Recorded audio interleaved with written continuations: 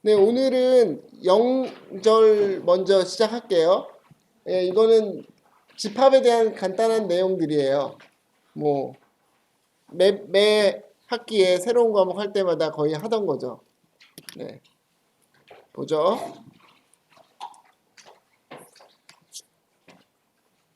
먼저 집합의 정의. 집합은 원소들의 모임이다. 그죠? 네, 다 알죠? 네, 예를 뭐 몇 가지 기호. 작은 a가 큰 A, 대문자 a에 속해 있다라는 거 이런 기호고 속하지 않다라는 건 이렇게 쓰고요. 그죠? 네. 그다음에 공집합은 이렇게 쓰죠. 네, 0에다가 이렇게 해서 이건 원소가 없는 집합이고요. 집합에서 항상 중요한 게 이거 고등학교 때부터 항상 문제에 나오는 게 집합은 명확하게 정의가 되어야 한다라는 거죠. 맞죠? 대표적인 게 뭐예요? 뭐 저는 항상 기억이 나요. 저는 수학을 고등학교 때 정석을 주로 갖고 저희 때는 공부를 했는데 맨 앞에 나오는 게 이 얘기예요. 네. 집합의 정의. 다음 중 집합이 아닌 것은. 여러분도 그런 거 했나요? 네. 그래서 뭐 키가 큰 사람들의 모임. 이건 집합이 아니죠. 왜 그러죠? 키가 크다는 것에 정의가 정확하게 없기 때문에. 그죠? 근데 뭐 키가 160 이상인 사람들의 모임. 그럼 그건 집합이죠. 그죠? 명확하게 규정을 할 수 있으니까 그 집합에 속하는지 아닌지를. 네, 그런 얘기들이 있고요.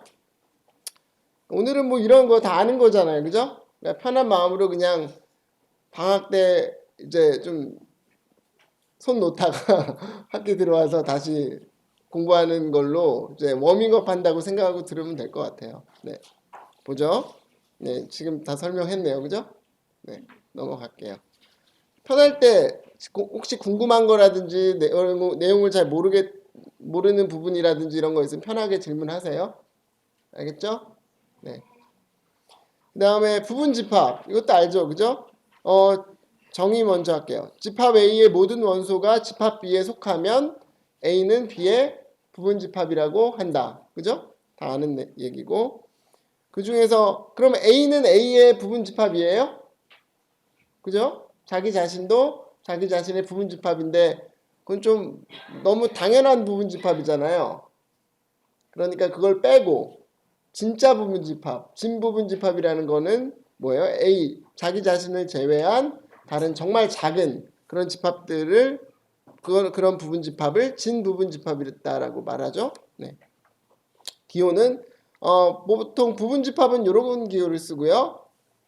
부분 집합 표시에 하나 쫙 떼기를 더 긋죠. 그죠? 그러니까 등호가 사실은 등호가 있는 것 같은 그림이에요. 그죠? 그런데 이렇게 하면은 진부분 집합이다라고 기호를 써요. 이 책에서는 이렇게 기호를 쓴대요. 근데 사실 이 기호는 막 섞어서 써요. 저 같은 경우에는 주로 그냥 밑에 거 기호를 쓰면 그냥 부분 집합의 의미로 많이 쓰거든요. 논문 쓸 때라든지 뭐 할 때라든지 그냥 이거에서 자꾸 이거 밑에 거 쓰기가 귀찮잖아요. 그죠? 그래서 그냥 상관없이 써요. 근데 이 책에서는 이걸 구별을 짓는다니까 혹시 그런 부분이 나오면 여러분이 참고하라는 얘기예요. 네. 그 다음에 이제 데카르트의 곱이라는 게 있어요. 곱집합. 네. 여기서부터 약간 이제 잘 유심히 들어봐야 돼요. 정의부터 할게요. A와 B를 집합이라고 할 때 곱집합 A 곱하기 B는 다음과 같은 집합이에요. 어떤 원소는 어떻게 생겼냐면 A, B 이렇게 생겼어요. 괄호로 돼 있고 이걸 뭐라고 부르죠? 우리 순서쌍이라 그러죠? 네, A, B 괄호로 돼 있고 그 다음에 A는 어디에 있는 원소예요? 집합 A의 원소고 B는 집합 B의 원소예요. 네. 이런 식으로 여러분들이 집합기호를 항상 쓸 줄 알아야 돼요. 항상 어떻게 돼요? 집합기호는 중괄호가 맨 가장자리에 있고요. 중앙에 뭐가 있어요? 이렇게 바라는 게 있죠. 네. 전문 용어로 짝대기가 가운데 있어요. 그죠? 네. 짝대기가 있고 짝대기 앞에 있는 건 뭐예요? 원소의 꼴들이에요. 그죠? 여기서 원소의 꼴이 어떤 식이냐면은 소괄호하고 소괄호 닫고 이게 원소의 꼴이라는 거예요. 보통 여기다 우리 x 많이 쓰죠. 그죠? X 쓰면 X가 이제 원소들이다 하고 뭐 그런 얘기죠. 그죠? 근데 여기서 X 대신에 이런 모양을 썼어요. 소괄호를 썼고 그 다음에 이 짝대기 뒤에는 뭘 써줘요? 조건들을 써주면 돼요. 그럼 앞에 우리가 요런 것들을 원소로 하는데 설명이 필요한 부분이 뭐가 있어요? A가 뭔지 B가 뭔지에 대한 설명이 필요하잖아요. 그러니까 그걸 써줘야 되겠죠. 그러니까 A는 대문자 A의 원소고 B는 집합 B의 원소다 이렇게 쓰는 거예요. 그죠? 네. 왜 이렇게 이걸 자세하게 설명하냐? 이게 조금 복잡해지더라도 여러분들이 이렇게 쓸 줄 알아야 돼요. 어떤 집합이든지. 그래서 그렇게 설명을 한 거예요. 알겠죠? 다시 중괄호하고 여기 바가 꼭 있어야 된다. 그 다음에 바 앞에는 원소의 형태가 나와 있고요. 어떤 원소들. 뒤에는 그것의 조건이 나와 있어야 된다. 이런 형태로 집합을 표현하는 걸 뭐라고 부르죠? 무슨 법이라 그러죠? 조건 제시법. 조건을 제시해서 원소가 뭔지를 표현해 주고 있잖아요. 그래서 이걸 조건 제시법이라 그래요. 네. 볼게요. 예제가 하나 있네요. A라는 집합은 1, 2, 3이고 B라는 집합은 A, B예요. 그럼 A 곱하기 B를 원소 나열법으로 쓰세요. 이렇게 해놨어요. 그러면은 어떻게 될까요?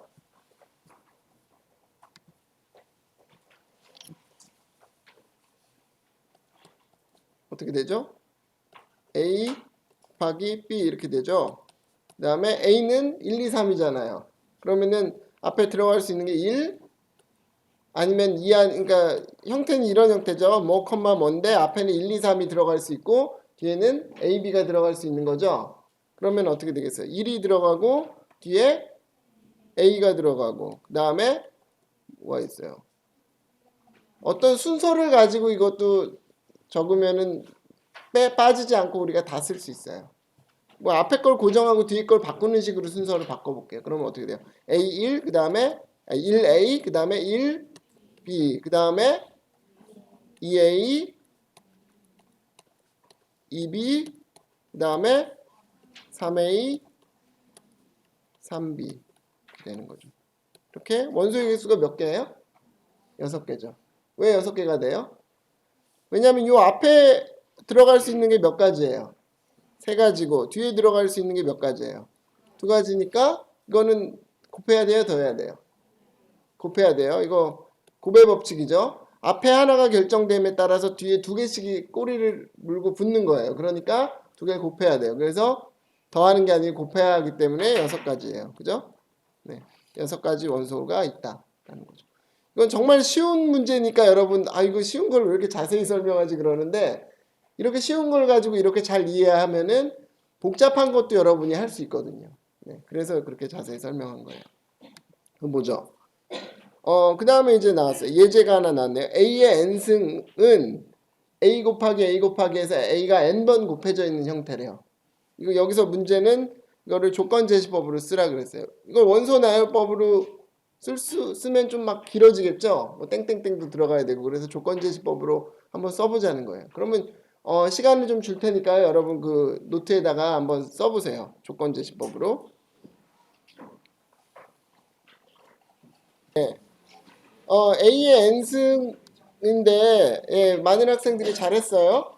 보죠. 어떻게 하나 보죠. 괄호가 있고 일단 괄호를 끝맺어야 되고 가운데 바를 꼭 써야 된다 그랬죠. 그죠?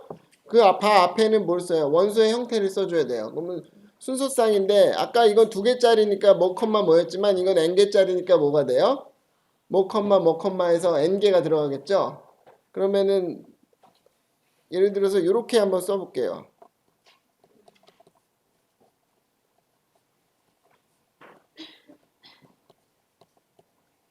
A에서 이렇게 되고 A는 집합 A에서부터 왔다. 이렇게 쓰면은 어떤 문제가 발생을 하냐면 요 A들이 다 동일한 원소들이에요. 여기 쓴 식으로 하면 얘네들이 달라질 수가 없어요. 그러니까 예를 들면 1, 1, 1, 1, 2, 2, 2, 이런 것만 우리는 원소로 갖겠다는 걸로 보여요. 그죠? 근데 얘네가 다른 원소일 수도 있잖아요. A로부터 얘는 1이 오고 얘는 2가 오고 이래도 가능하잖아요. 그죠? 그러니까 얘네 구별 지어줘야 되기 때문에 그래서 쓰는 게 뭐다? 첨자, 밑첨자를 쓰는 거예요. 그죠? 빅첨자. 그래서 A1, A2, A 몇 가지? N까지, 그죠? 네, AN까지고, 이거는 뭐 AI는 A의 원소다. 쓰는 거예요. 그 다음에 이렇게 1, 2, 3, 4에서 N 이렇게 변하는 이런 것은 주로 영어를 IJK를 많이 써요. 거의 이거는 관습이에요. 왜? 그냥 뭐 이거 X라고 써도 되고, 뭐 M이라고 써도 되고 상관없잖아요. 근데 N만 안 쓰면 되잖아요. 그죠? 근데 관습적으로 우리는 이런 첨자를 쓸 때 I를 먼저 써요. I, 2개 필요하면 IJ, 3개 필요하면 IJK. 그 다음에 필요하면 IJKL. 뭐 이런 식으로. 그러니까 그런 식으로 이렇게 따라주면 되겠죠. 네. 됐죠? 네. 네. 네, I 따로 설명 써주면 더 좋아요. 그러니까 아주 좋은 거예요. 그러니까 지금 보면 I가 여기 나왔는데 I가 뭔지 설명이 없잖아요. 그죠? 그러니까 이렇게 써주면 사실 더 좋아요. I는 뭐 1부터 해서 N까지다. 이렇게 써주면 더 좋죠. 그런데 여기서는 사실 이거를 안 써도 상관은 없어요. 왜냐하면 AI가 여기 A1, A2에서 AN까지의 형태들이잖아요. 그러니까 가능한 게 I가 1부터 N까지라는 게 여기서 그냥 보면 알 수 있죠. 그죠? 그래서 안 써줘도 상관은 없는데 더 완벽하게 쓰고 싶으면 쓰는 게 더 사실은 맞는 거예요. 새로운 문자나 첨자가 나오면 그게 뭔지에 대해서 항상 설명을 해주는 게 중요해요. 수학에서는. 왜냐하면 나는 알지만 쓰는 사람은 알지만 그걸 읽는 사람은 모를 수가 있기 때문에 항상 그렇게 습관을 들이면 좋아요. 아주 좋은 질문이에요. 네. 됐죠? 네. 그 다음 볼게요.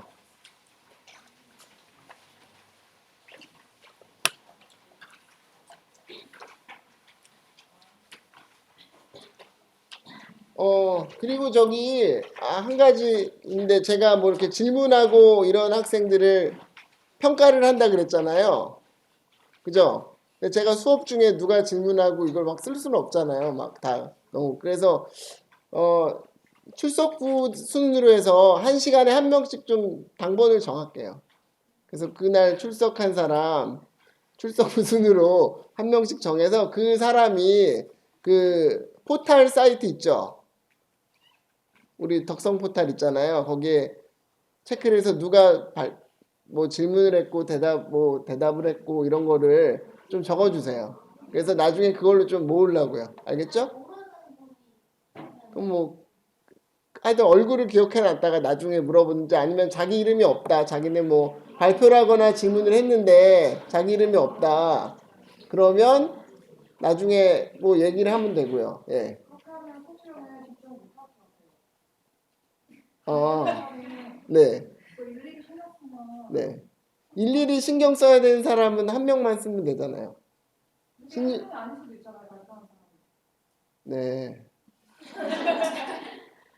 그러니까 무슨 예 모르겠어요. 저는 일단 한번 해보고 이렇게 하죠. 그러니까 이렇게 하는 강의들이 있거든요. 제가 다른 사람들 강의 보니까 이렇게 하시는 교수님이 있어요. 그래서 효과가 있다 그러더라고요. 그래서 한번 해볼게요. 그럼 오늘은 저기 정은미 학생이 출석부 맨 앞이니까 그거를 좀 적어서 지금 정선미 학생 발표했잖아요. 질문했잖아요. 이런 거 좀 리스트를 적어서 그냥 간단해요. 그 덕성 포탈 있죠? 거기에다가 올리면 돼요.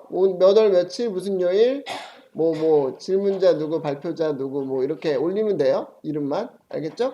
그리고 만약에 빠진 경우에는 빠진 사람은 저한테 이메일을 보내주세요. 그럼 제가 업데이트 해줄게요. 됐죠? 네.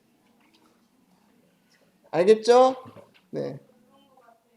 네. 몰라요. 몇 번 한번 해봐요. 어떻게 되는지. 네. 네, 볼게요. 중요 집합. 뭐가 중요한가 볼게요. 많이 쓰이는 집합들을 좀 여기 소개를 해요. 여러분도 다 아는 걸 거예요. 많이 본 걸 거예요. Z라는 것은 뭐에 대해서 항상 쓰죠? 정수의 집합에 대해서 써요. 지금 여기 내추럴 넘버라고 했는데 내추럴 넘버는 아니고 뭐죠? 정수의 집합은 영어로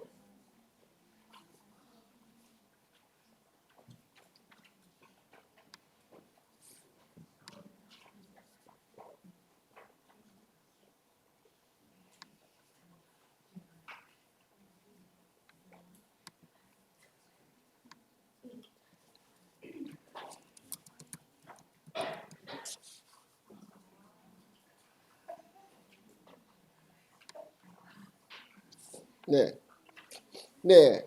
Z라는 거는 정수의 집합이고요. 영어도 여러분 기억을 하세요. 영어로 뭐 책으로 공부할 때도 있고 하니까 인티저라는 거고요. 그 다음에 Q는 유리수의 집합이고요. 영어로는 rational number라 그러고 이 사이에 뭐 자연수의 집합도 많이 나오죠. 자연수의 집합은 뭘 많이 쓰죠? N 많이 써요. N. 그거는 natural numbers예요. natural numbers. 그러니까 그 영어 단어의 앞에서 따갖고 오는 게 많아요. 그러니까 N은 natural numbers니까 N에서 따라온 거고 Z는 인티저면 I라고 해야 되는데 Z라 그랬죠. 이건 독일어로 인티저라는 뜻이 Z로 시작을 해요. 그래서 Z로 하는 거고요. Q는 rational numbers라고 해요. 유리수. rational은 무슨 뜻이죠? 뭔가 이성적인, 그죠? 네, 왜 이성적이냐, 뭐 그것도 네, 좀 생각을 해봐야 되는데 하여튼 이렇게 많이 써요. 그 다음에 무리수는 어떻게 쓰나요? 무리수는 뭐라고 말하냐면 irrational numbers라 그래요. rational하지 않은, 그죠?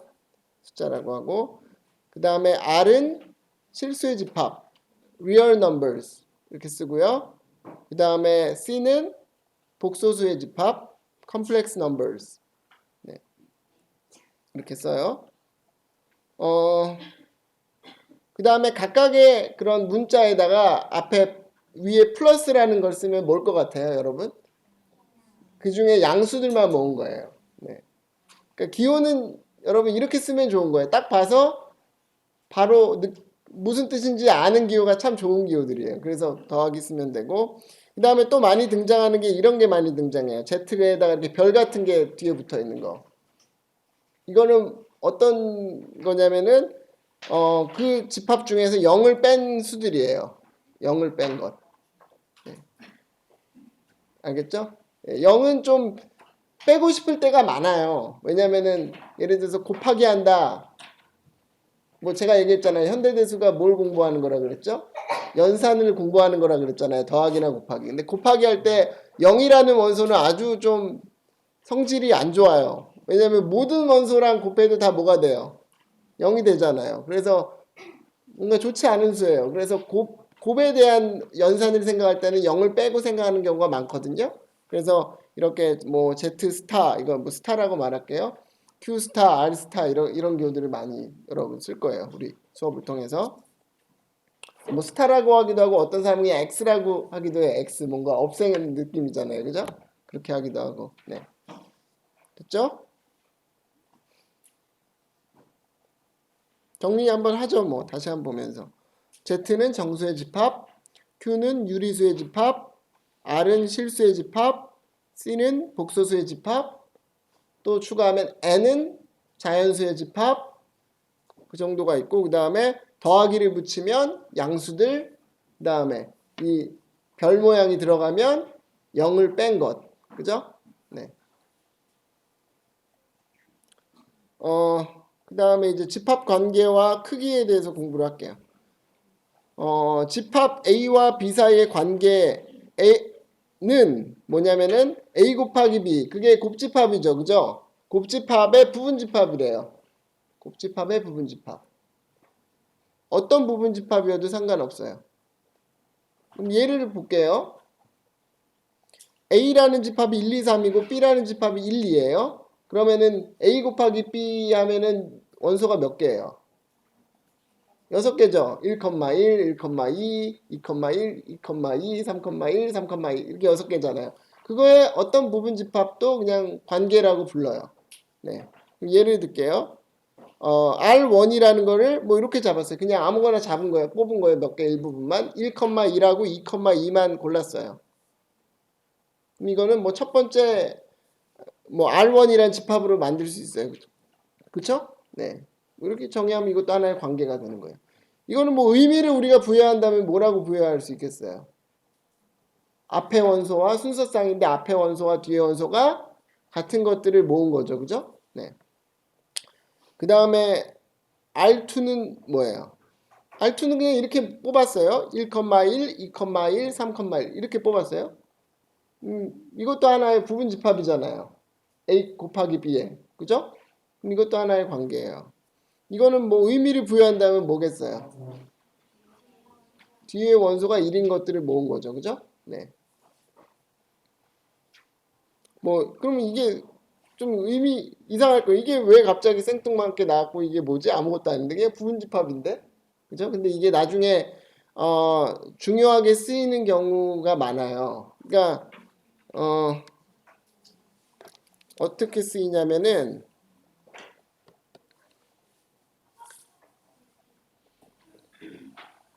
그러니까 지금 어떤 큰 집합이 있을 때 그것을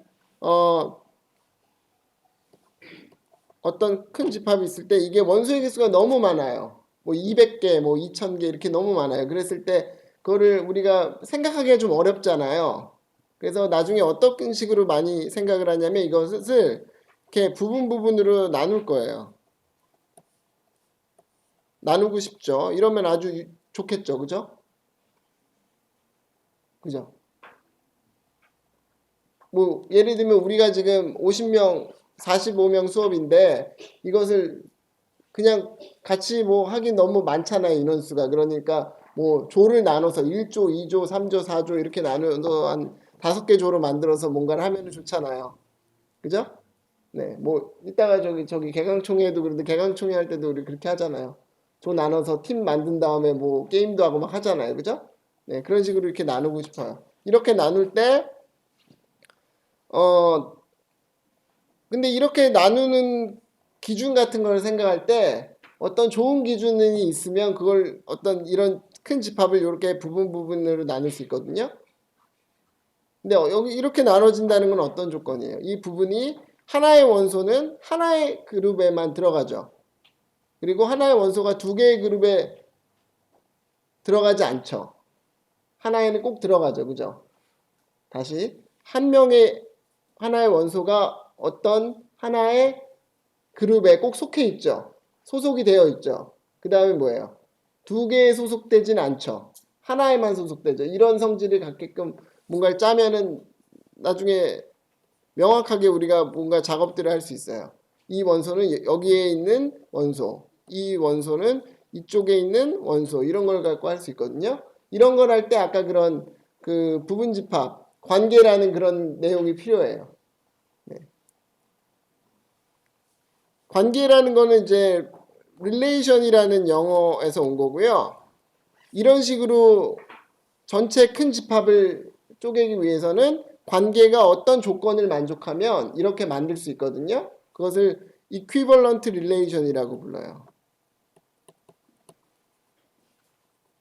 equivalent relation.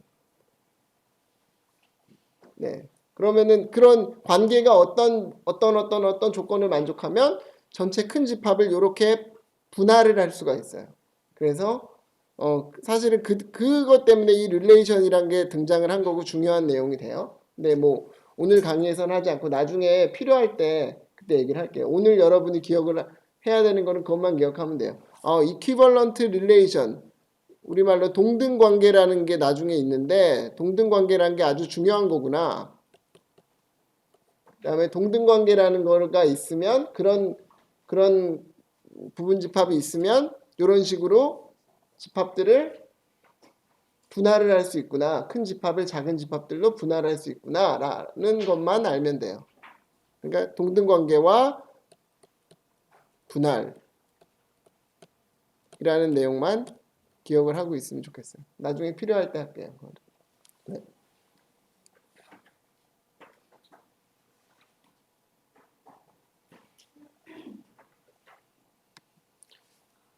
그 다음에 보죠. 그 다음 정의. 집합 X의 원소의 크기를 X의 크기라 한다. 뭐 당연한 얘기죠. 그죠? 그래서 X의 크기는 우리 이렇게 쓰잖아요. X의 절대값. 그러면 X의 크기잖아요. 예를 들어서 2, 3, 5라는 집합의 크기는 뭐예요? 원소가 3개니까 3. 그죠? 그렇게 되고요. 네. 그 다음에 이제 함수로 넘어갈게요. 함수도 뭐 1학년 때부터 수학 과목 하면 맨 앞에 항상 등장을 하죠. 이것도 편하게 들으면 될 것 같아요. 집합 X에서 Y로의 함수는 뭐죠? 이런 성질을 만족하면 돼요. X의 모든 원소들 각각을 y의 유일한 원소에 대응시키는 관계이다. 그죠? x라는 정의역의 원소들을 일단 x라는 정의역이 있고요. y라는 공역이 있어요. 하여튼 뭐 정의역 공역이 있고 두 개 집합이 있어요. 그랬는데 x라는 집합에서 y라는 집합으로 화살표를 하나씩 보낼 거예요. 근데 어떤 조건을 만족하면 함수다? x의 원소 하나씩 화살표가 나가야 돼요. 그죠? 그게 첫 번째 조건이고 그 다음에 x의 원소가 화살표를 보내야 되고요. 두 번째 조건은 하나씩만 보내야 돼요. 그죠? 맞아요? 네. 뭔가 어렵게 설명하나? 다 아는 건데. 네. 그러니까 다시 x에 있는 원소 각각이 화살표를 보내야 되고요. 그게 첫 번째 조건이에요. 두 번째 조건은 하나씩만 보내야 돼요. 그죠? 그러니까 이거는 함수예요, 아니에요? 함수죠. A도 하나만 보내고 B도 하나만 보내고 C도 하나 보내니까 함수예요. 그죠? 그러니까 함수를 확인하려면 이쪽 반만 보면 돼요. 반만 보고 그렇게 만족을 하느냐만 보면 돼요. 이게 너무 당연한데 여러분 나중에 문제 막 복잡한 거 하다 보면은 좀 개념을 헷갈릴 수 있어요. 그래서 잘 기억을 지금 하면 좋겠어요. 여기 이런 일이 발생되는 건 괜찮죠? 여기 원소 하나가 화살표 두 개 맞는 건 상관없어요. 그죠? 네. 안 받아도 상관없고 중요한 건 정의역의 원소가 보내야 되고 하나씩 보내야 된다라는 것만 중요해요. 그 다음에 1대1 함수. 네. 영어로는 one-to-one 펑션이고요. 일단 학생들이 많이 착각하는 게 1대1 함수랑 1대1 대응이란 말을 착각을 많이 해요. 근데 그건 다른 의미고요. 1대1 대응은 이따가 배울 거예요. 일단은 1대1 함수에 대해서 공부를 할게요. one-to-one 펑션. 정의할게요. phi가 x에서 y로의 함수를 하자. 그 다음에 xy가 집합 x의 원소예요. 그랬을 때 이게 정의예요. x가 y랑 다르면 phi x가 phi y. phi x라는 건 x가 화살표를 보내서 맞은 원소죠. 그죠? 그러니까 phi x하고 phi y는 뭐예요? y에서 나간 화살표를 맞은 원소가 있잖아요. 그죠? 그러니까 x하고 y가 다를 때 phi x하고 phi y가 다르면 phi를 뭐라고 부른다? 1대1 함수라고 한다라는 거예요. 그림으로 보면 더 쉬울 거예요.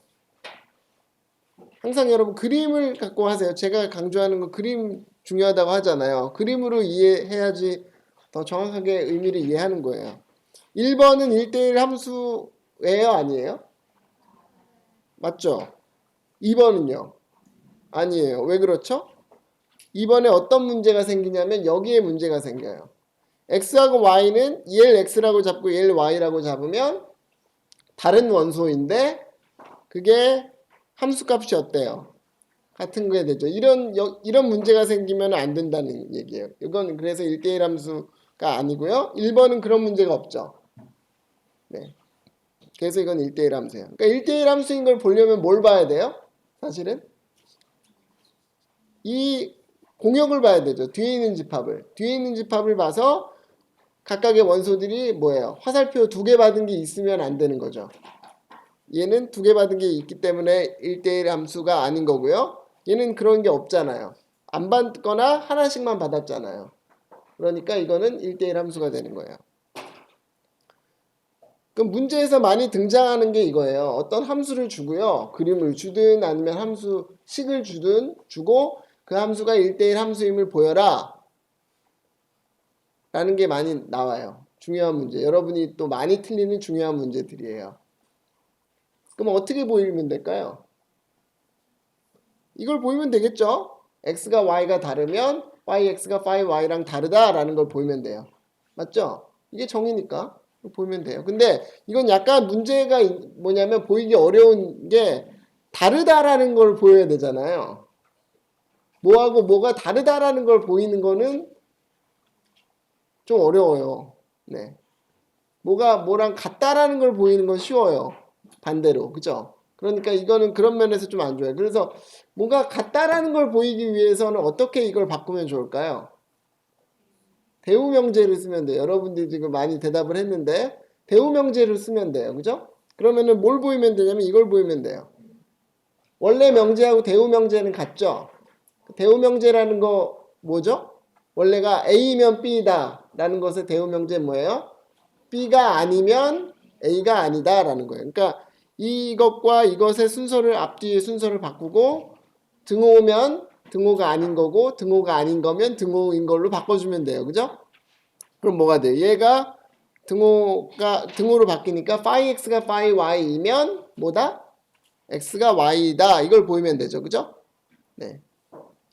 그래서 이걸 보이면 돼요. 이 의미를 그러면 지금 제가 설명한 방식은 이거였어요. 이게 정의인데 대우명제 보이면 되니까 이거 보이자. 그러면 그냥 그래 대우명제라는 거를 기억해서 이걸 외워야 될 것 같잖아요. 근데 의미로 생각해 보면 이걸로 바로 이해할 수 있어요. 이건 어떻게 이해하는 거냐면 phi x가 phi y라고 가정을 하는 거예요. phi x가 phi y라고 가정을 하자. 그러니까 예를 들어서 여기 어떤 게 있어요. 근데 이게 phi x도 되고 phi y도 된다라고 가정을 한 거예요. 그런데 막 계산을 해봤더니 어떤 결론이 나왔어요? x가 y랑 같은 원소일 수밖에 없다라는 결론이 나왔죠. 그 얘기는 뭐예요? 이런 식의 그림이 나올 수 있다라는 거예요? 없다라는 거예요? 없다라는 거죠. 그죠?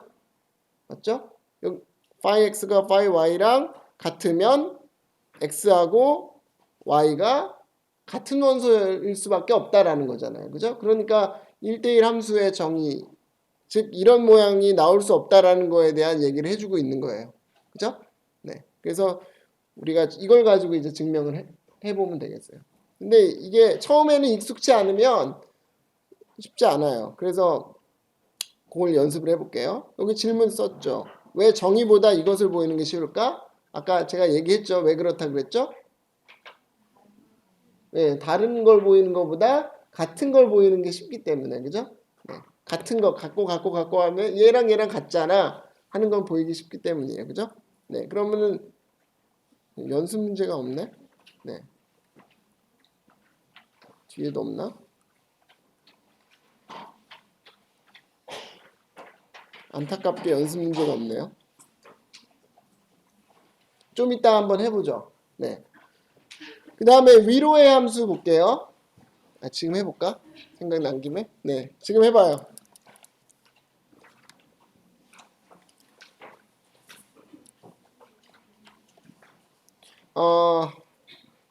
y는 x의 제곱이에요. x의 제곱. 이것은 1대1 함수예요? 아니에요? 아니죠.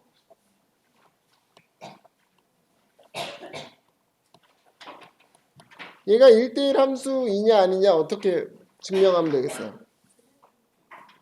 예, 그래프 그려보면 우리가 잘 상황을 판단할 수 있어요. 맞아요. 네.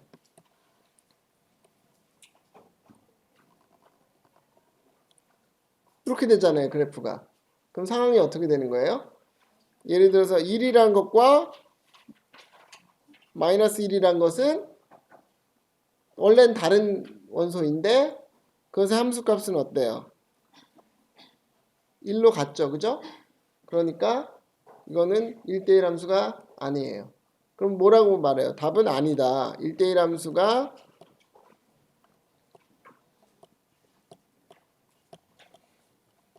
아니다.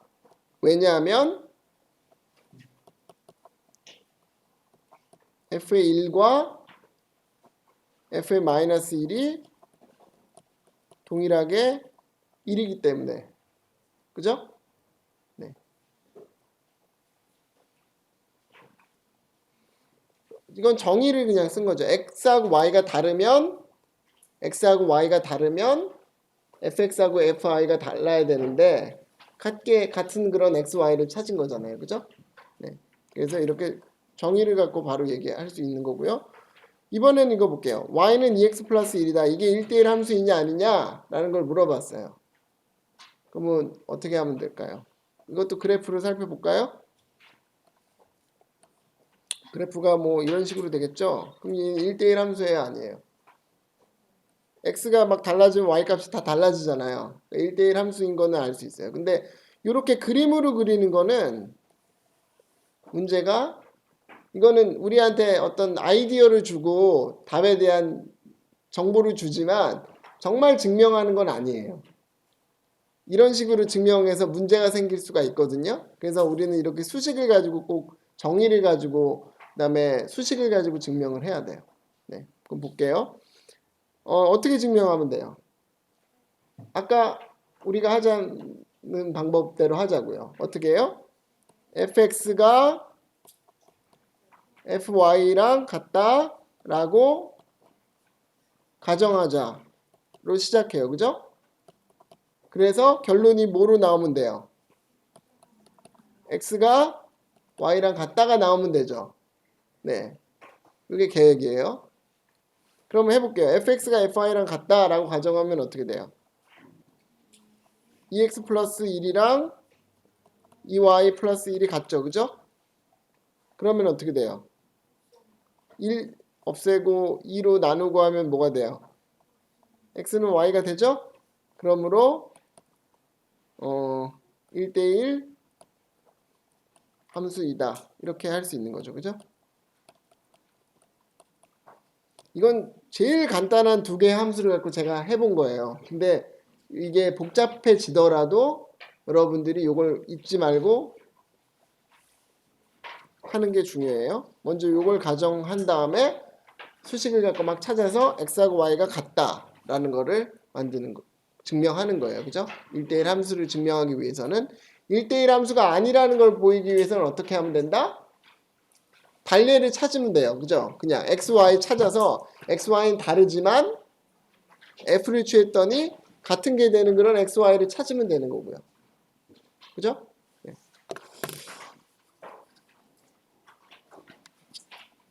그 다음 두 번째 위로의 함수. 네. 이게 뭐 의미가 뭐 위로해주는 그런 함수는 아니고요. 위로의 함수라는 얘기예요. 영어를 보면 알겠죠? onto 펑션이에요. 네, 막 함수를 갖고 우리가 어떻게 위로를 받겠어요? 스트레스만 받지, 그죠? 네, 볼게요. 파이가 x에서 y로의 함수인데요. 다음을 만족하면 파이를 y 위로의 함수라 한다. 그런 거예요. 그러니까 뭐 위로의 함수인데 그걸 빼니까 그냥 위로의 함수가 된 거예요. 보죠. 어떤 거냐면 모든 y의 원소 작은 y에 대하여 대문자 y는 공역이죠. 공역의 원소 작은 y에 대하여 phi x가 y인 x가 존재하면 phi를 y 위로의 함수라 한다. 그래요. 그죠? 이해 가나요? 그림으로 보면 이것도 이해가 쉬울 거예요. 이렇게 그림이 있어요. 이 그림을 보죠. 이게 y잖아요. y의 각각의 원소마다 뭘 보는 거예요? 화살표를 받았나 안 받았나 보는 거예요. 이걸 y라고 잡으면 없어지네. 이걸 y라고 잡으면 이거에 해당하는 x가 있어요, 없어요? 있죠. 여기 있죠. 자꾸 없어져. 여기 있죠? 네. 오케이. 이거라고 잡으면요. 여기 있죠. 이거로 잡으면 여기도 있고 여기도 있어요. 두 개나 있어요. 뭐 둘 중에 아무거나 해도 돼요. 그죠? 그러니까 y에 있는 각각의 원소마다 정의역에 대응되는 원소가 있는 거죠. 화살표를 보내주는. 더 쉽게 설명하면 뭐예요? y의 각각의 원소들이 화살표를 받으면 되는 거예요. 그죠? 얘는 위로의 함수예요? 아니에요? 아니에요. 왜냐하면 이 원소가 화살표를 받지 못했기 때문에. 그죠?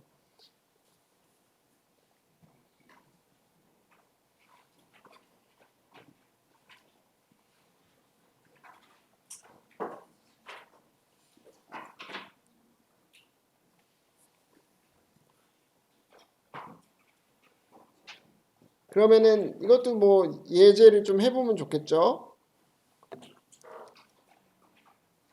증명에 대해서 얘기를 해볼게요. 이거는 어떻게 증명하죠, 그러면? 위로의 함수인지 아닌지 증명하려면 어떻게 하면 될까요? 먼저, 위로의 함수다라는 걸 보이려면 어떻게 해야 될까요? 이걸 많이들 헷갈려 해요. 네. 시험 저는 100% 내거든요. 원투원 함수인 걸 보여라, 아님을 보여라, 혹은 위로의 함수 임을 보여라, 아님을 보여라 100% 나와요, 여러분. 중간고사에. 근데 틀린 학생들이 꽤 돼요. 특히 위로의 함수가 쉬워 보이는데 이게 좀 헷갈리는 학생들이 있어서 틀리는 경우가 많이 있어요. 볼게요. 어떻게 증명하면 돼요? y라는 걸 아무거나 잡아서 임의의 y, 어떤 y에 대해서 거기에 해당되는 x가 있다라는 걸 보이면 되죠. 그죠? 다시 y를 먼저 고정을 한 다음에 y를 내가 아무렇게나 정해요. 그거에 대해서 뭘 찾아요? phi x가 y가 되는 x가 있다라는 걸 보이면 되는 거예요. 그죠? 네, 그러면 위로의 함수인 걸 보이게 돼요. 맞죠? 위로의 함수가 아닌 걸 보이려면 어떻게 해야 돼요? 반례만 찾으면 돼요. 어떤 y의 어떤 값을 찾아서 그것에 해당되는 x가 없다라는 것만 말해주면 돼요. 그죠? 네, 그러면은 이것도 이그젠플로 가면은 더 쉽게 이해할 수 있을 거예요.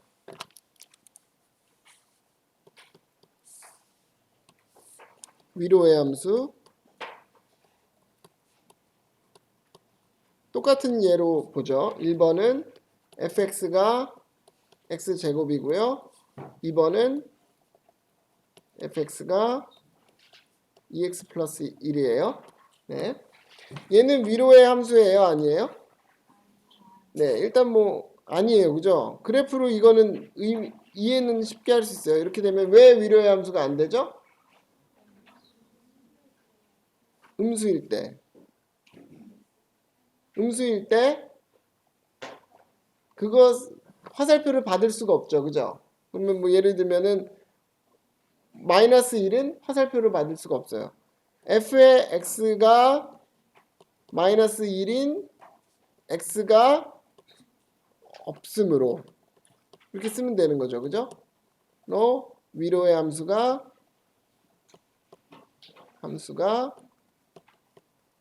아니다 라고 말할 수 있어요. 근데 네, 오케이. 그러면 fx가 마이너스 1인 x가 없다라는 것에 대한 이유가 전혀 없잖아요. 이유를 좀 써주면 좋겠죠. 왜 그래요? fx는 제곱이잖아요. 그러니까 뭐라고 이유를 써주면 좋겠어요. fx는 0보다 크거나 같으므로, 그죠? 0보다 크거나 같으므로 fx가 마이너스 1인 x가 없다. 그러므로 f는 위로의 함수가 아니다 라는 거예요. 그죠? 네, 여기서 사실 제가 빼먹은 게 있는데 뭐냐면 정의역이 뭐고 공역이 뭐다라는 거, 특히 공역이 뭐다라는 거에 대한 말이 아무것도 없잖아요. 그래서 이거는 위로의 함수다라는 걸 하기 위해서는 그게 명확하게 정의가 돼야 돼요. 지금 여기서는 우리 공역을 실수 전체 집합 R로 하죠. 네. 그랬을 때 마이너스 1의 경우가 된다. 이렇게 증명하면 되고요. 그러니까 다시 위로의 함수가 아닌 거는 어떻게 하면 돼요? 잘 찾으면 돼요. 공역에 있는 원소 하나 찾아서 화살표 못 받는 불쌍한 공역의 원소 하나 찾으면 끝이에요. 그죠? 네. 그 다음에 두 번째로 fx는 2x 플러스 1이다. 이거는 어때요? 먼저 그림을 그리면 아까처럼 이렇게 되잖아요. 이거는 위로의 함수는 항상 공역이 중심이에요. 공역에 어떤 원소를 잡아도 거기에 대응되는 정의역의 원소들이 있나요? 있죠? 여기에는 뭐 여기 있고 다 있잖아요. 그죠? 아, 잘못 잡았네. 지금 그림이 잘못됐죠?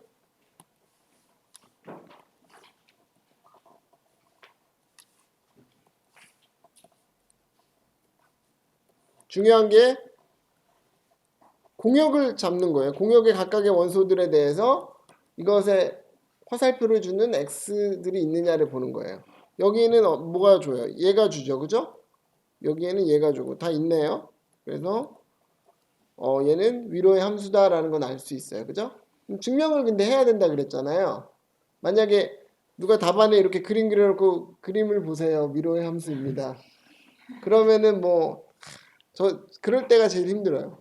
빵점 줄 수는 없잖아요. 뭐 개념을 알고 있는데. 근데 다 주긴 또 그래요. 그래서 부분 점수를 주겠죠. 적당히. 네. 근데 네. 중요한 거는 증명을 실제로 해야 된다. 그럼 어떻게 하면 돼요? 각각의 y에 대해서 그것에 해당되는 x가 뭔지를 찾으면 되잖아요. 그러면 어떻게 돼요? y가 실수라 하자. 이렇게 하고 시작을 해요. 요게 포인트예요. y를 갖고 시작하는 거. y의 원소를 먼저 고정을 했어요. 그 다음에 어떻게 돼요? 우리는 요 x를 이제 찾고 싶은 거잖아요. 그러면 연습장에 좀 계산을 해볼게요. 어떤 x인가? 그러면 우리는 2x 플러스 1이 y가 되는 x를 찾고 싶은 거잖아요. 그죠? 그럼 어떻게 돼요? 2x는 y-1이고 x는 y-1 나누기 2죠. 그죠? 그러면 어떻게 돼요? f에 뭘 하면 돼요? y-1 나누기 2 라는 걸 대입을 할게요. 이거는 실수 맞아요? 그죠? 실수에서 1 빼고 2로 나눠도 실수잖아요. 그러니까 실수 맞아요. 그러니까 얘는 계산해보면 뭐가 돼요? 2배에 y-1 나누기 2 더하기 1 하면 뭐가 돼요? y-1 더하기 1에서 뭐가 돼요? y. 그러니까 뭐예요? y로 화살표를 주는 실수의 원소를 찾은 거죠. 왜 이렇게 돼요? 우리가 그렇게 찾았으니까 그렇게 되는 거죠. 뭐. 그죠? 그런 걸 찾은 거잖아요. 그죠? 그래서 그러므로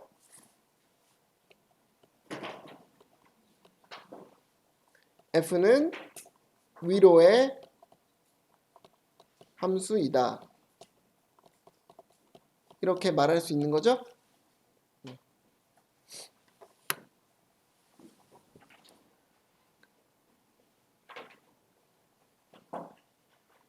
학생들이 가장 많이 틀리는 부분이 뭐냐면요. 이 부분을 안 써요.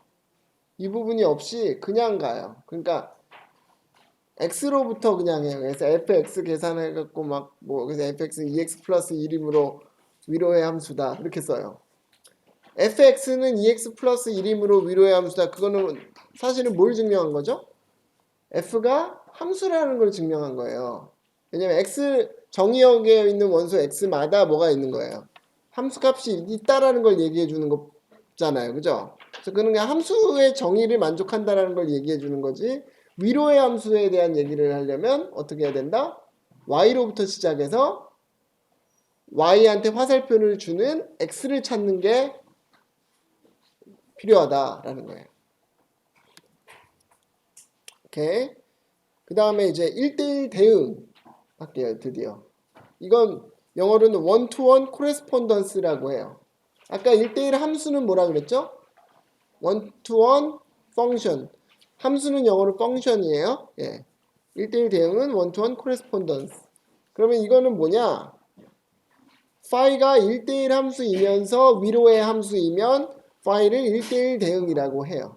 네. 그러니까 1대1 함수보다 더 강한, 더 좋은 거예요. 그죠? 1대1 함수이면서 그 다음에 위로의 함수인 것을 1대1 대응이라 그래요. 여기 오른쪽 그림과 같은 거겠죠. 왼쪽에서 하나씩만 나가고 오른쪽도 하나씩 다 받아요. 다 달라요. 그죠? 그럼 뭐가 돼? 이렇게 하나씩 하나씩 그냥 짝을 이루겠네요. 두 개씩. 그죠? 정의역의 하나의 원소와 공역의 하나의 원소가 짝을 이루는 거죠. 이런 게 바로 그냥 1대1 대응이에요. 가장 좋은 형태죠. 네. 중요한 정리는 뭐냐면 phi가 1대1 대응인 것과 phi가 역함수를 가지는 것은 동치다. 맞아요? 네. 역함수라는 건 뭐죠? 역함수에 대한 아무 얘기도 없이 뭐 가진 것은 동치다. 역함수라는 건 뭐예요? 간단하죠. 화살표 방향을 바꾸면 역함수가 돼요.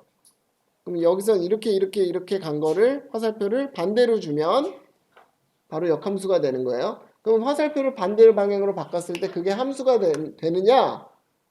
언제 함수가 되느냐라는 걸 생각해 볼게요. 그럼 어떻게 돼야 돼요? 먼저 여기 있는 원소들이 하나씩 보내야 되잖아요. 적어도 하나씩은. 그렇게 되려면 원래 함수가 뭘 만족해야 돼요? 위로의 함수를 만족해야지 보낼 게 있을 거 아니에요. 그죠? 받은 게 있어야 보낼 게 있을 거 아니에요.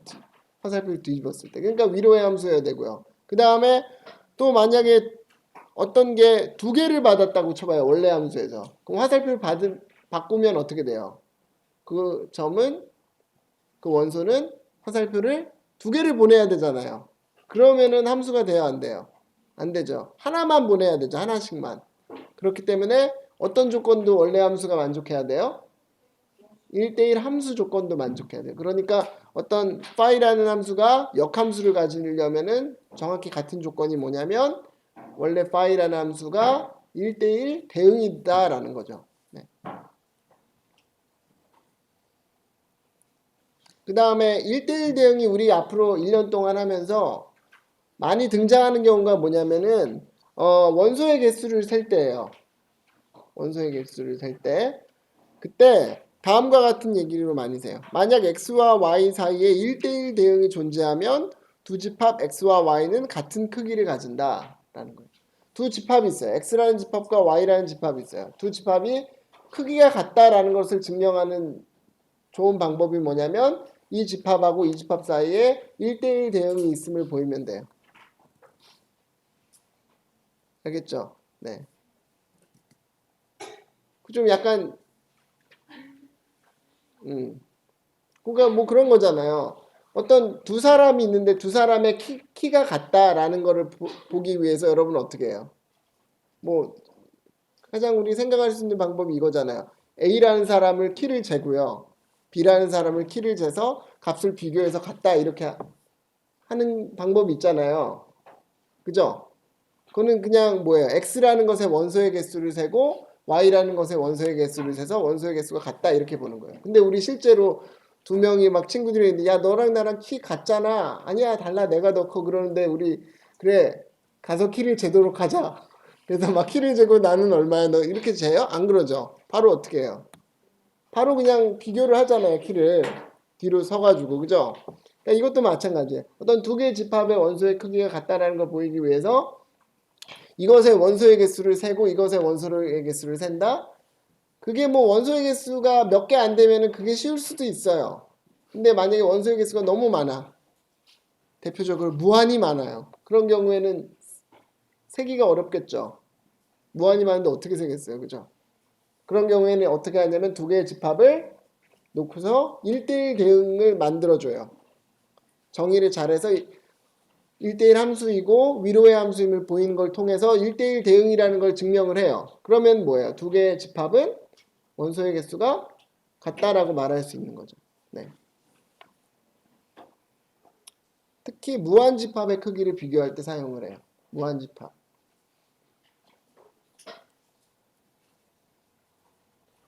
뭐 이런 질문 할 거예요. 무한집합의 크기는 그냥 무한대 아닌가요? 그럼 다 똑같지 않나요? 무한대? 뭐 그렇게 볼 수도 있죠. 무한이 많은 거, 무한대 표시 이렇게 팔자 옆으로 한 거. 그거에서 똑같다 볼 수도 있지만 실질적으로는 굉장히 다르거든요. 가장 대표적인 게 뭐냐면 정수의 개수 1, 2, 3, 4, 5, 6 뭐 이런 정수의 개수하고 실수의 개수는 굉장히 성질이 달라요. 네. 그러면 그걸 정말 이게 개수가 같으냐 다르냐 어떻게 아느냐 그걸 바로 이런 방법을 택하는 거예요. 정수의 집합과 실수의 집합 사이에 1대1 대응이 있으면은 같다고 말할 수 있겠죠. 두 개의 집합의 크기가. 근데 두 개에 해당되는 1대1 대응이 없다라는 걸 증명할 수 있거든요. 네. 1대1 대응이 있다라고 하면 뭐 모순이 생기고 그래서 증명할 수가 있어요. 그러면은 한쪽이 다른 쪽보다 되게 많다라고 증명할 수 있겠죠. 그죠? 뭐가 더 많겠어요? 많다면 실수가 더 많겠죠. 왜냐면 정수는 실수의 부분집합이니까. 그죠? 정수는 실수보다 작거나 같잖아요. 크기가. 그죠? 그래서 뭐 그런 식으로 이야기를 할 수 있어요. 근데 뭐 그런 거는 사실 해석학에서 하는 얘기고 지금 여러분 그것까지 신경 쓸 필요는 없고요. 간단한 여기 있는 개념만 알면 좋겠어요. 그러니까 1대1 대응이란 게 왜 중요하냐? 두 개의 집합을 의 크기를 비교하고 싶을 때 특히 크기가 같다는 것을 증명하고 싶을 때 쓴다라는 거예요. 그 정도만 알고 있으면 돼요. 네. 가장 대표적인 예가 뭐냐면은 정수의 집합과 유리수의 집합 두 개는 같은 크기를 가져요. 1대1 대응이 존재해요. 그래서 같은 크기를 갖는다라는 것을 증명할 수 있어요. 네, 좀 신기하죠? 정수는 유리수의 집합에 포함되잖아요. 근데 그러면은 작을 것 같은데 크기가 같아요.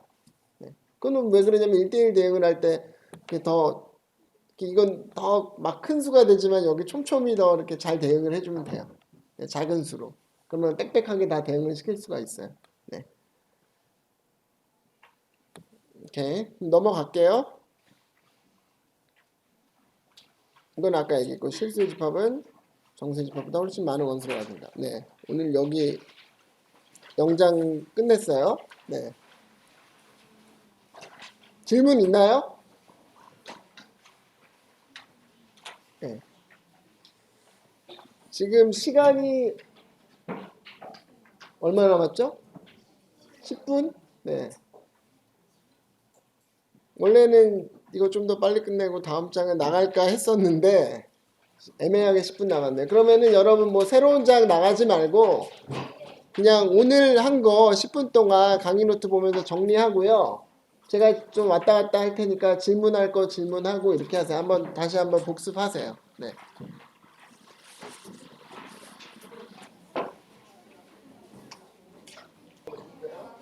그러니까 지금 아까 그 얘기 있잖아요. 정수하고 유리수하고 관계인데 일단 적어놨었다. 그러니까 지금 질문이 하나 들어왔는데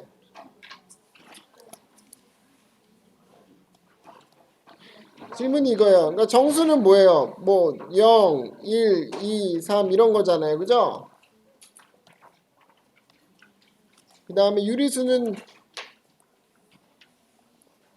더 많잖아요. 막 이 안에 뭐도 있어요. 0도 있고 1도 있고 이런 것도 당연히 있지만 뭐 있어 2분의 1도 있고 막 3분의 1도 있고 뭐 되게 많잖아요. 사이도 뭐 무한히 많고 그죠? 근데 만약에 대응을 이렇게 대응을 하면 될까요? 안 될까요? 안 되죠. 그러면은 여기 빠지는 것들 있잖아요. 그러니까 뭐가 안 돼요? 위로의 함수가 안 되죠. 그죠? 그러니까 1대1 대응이 안 되잖아요. 이렇게 하면 안 되고 뭔가 좋은 아이디어를 써서 이를 뭔가 더 작은 수 안에 끼워넣고 막 이런 식으로 해야 될 거예요. 그죠? 네. 끼워넣고. 네. 이거는 아마 제가 볼 때는 고급 해석학 시간에 여러분 배울 거예요.